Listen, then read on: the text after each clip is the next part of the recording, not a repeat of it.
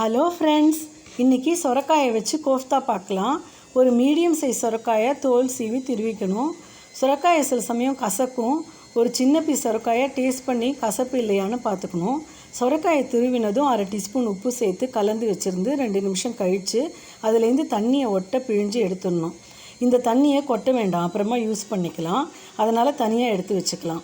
இப்போ நல்லா பிழிஞ்சு எடுத்த சொரக்காயில் 1 டீஸ்பூன் காரப்பொடி, 1 டீஸ்பூன் கரம் மசாலா பொடி, 2-3 டேபிள் ஸ்பூன் கடலை மாவு, 1/2 டீஸ்பூன் உப்பு சேர்த்து பிசைஞ்சுக்கணும். சொரக்காயில் இருக்கிற ஈரப்பதம், உப்பில் இருக்கிற ஈரப்பதமே பிசைகிறதுக்கு போதும். தண்ணி எதுவும் சேர்த்துடக்கூடாது. இப்போ சின்ன சின்ன உருண்டைகளாக இதை உருட்டிக்கணும். இதில் எனக்கு 250 ml கப்பால் பிழிஞ்சு எடுத்த சொரக்காய் 1 கப் அளவு இருந்தது. அதில் உப்பு காரம் எல்லாம் சேர்த்து பிசைஞ்சதில் ஒரு சின்ன லெமன் சைஸ் உருண்டை 9 உருண்டை வந்தது. இப்போது ஒரு பிளேட்டில் கொஞ்சம் 1 டேபிள் ஸ்பூன் அளவுக்கு கார்ன்ஃப்ளோர் எடுத்துக்கணும். கார்ன்ஃப்ளோர் இல்லாதவங்க அரிசி மாவு இல்லைன்னா மைதா மாவு கூட எடுத்துக்கலாம். கோஃப்தா பால்ஸ் எல்லாத்தையும் நிதானமாக இந்த மாவில் உருட்டி எடுத்துக்கணும். ரொம்ப அழுத்தி செய்ய வேண்டாம்.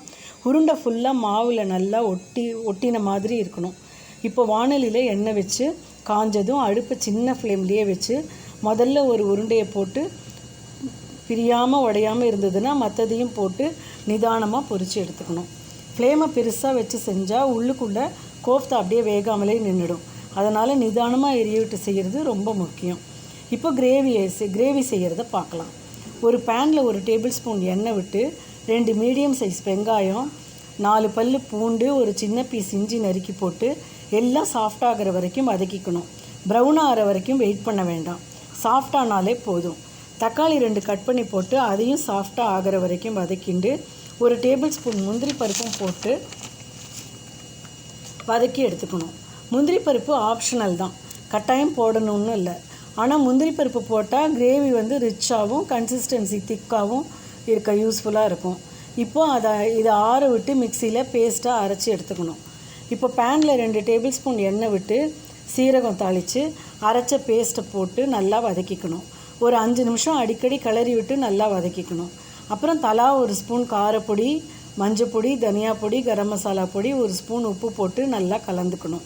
இப்போ சொரக்காயிலேருந்து பிழிஞ்சு வச்சோமே அந்த தண்ணியை இதில் ஊற்றி கலரணும். இந்த தண்ணியிலையும் கொஞ்சம் உப்பு இருக்கும். அதனால் எல்லா ஸ்டேஜ்லேயுமே உப்பு கொஞ்சம் பார்த்து கவனமாக போட்டுக்கணும். இப்போ இந்த கிரேவி ரொம்ப கெட்டியாகவும் இல்லாமல் ரொம்ப டைல்யூட்டாகவும் இல்லாத திட்டத்துக்கு தேவையான அளவு தண்ணியை ஊற்றி 2 நிமிஷம் கொதிக்க விட்டு பொரிச்சு வச்ச கோஃப்தா உருண்டை எல்லாத்தையும் போட்டு 1-2 நிமிஷத்துக்கு கொதிக்க விட்டு ஆஃப் பண்ணிடலாம். சுவையான கோஃப்தா ரெடி. இந்த அளவுக்கு நல்லா 3 பேர் தாராளமாக சாப்பிட்லாம்.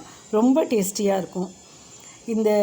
இந்த dish chapati, puri, rice, ghee rice எல்லாத்துக்குமே நல்ல காம்பினேஷனாக இருக்கும். இந்த ரெசிபி பிடிச்சிருந்தா லைக் பண்ணுங்கள், உங்கள் ஃப்ரெண்ட்ஸுக்கு ஷேர் பண்ணுங்கள், என் சேனலுக்கும் சப்ஸ்கிரைப் பண்ணுங்கள். Bye friends.